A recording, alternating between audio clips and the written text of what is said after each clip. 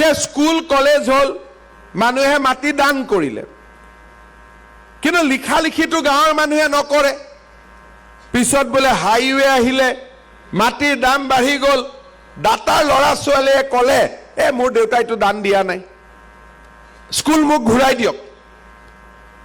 এইবাৰ আমি ঠিক কৰিব খুজিছো কি অসমত যিমান মন্দিৰ আছে নামঘৰ আছে স্কুল আছে কলেজ আছে যোনে যোনে মাটিৰ পট্টাত নাই তেওঁলোকক আমি মাটিৰ পট্টা দি দিব ওলাইছো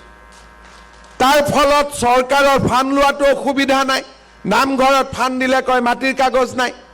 মন্দিৰত ফান্ড দিলে কয় মাটিৰ কাগজ নাই এইবাৰ ব্যক্তিৰ লগতে মইতো আগত কলোৱেই যে মৰাণ মটক আহোম চুতীয়া গোৰ্খা আদিবাসী চাহ জনগোষ্ঠী সবৰ কৰিয়ে দিম লগত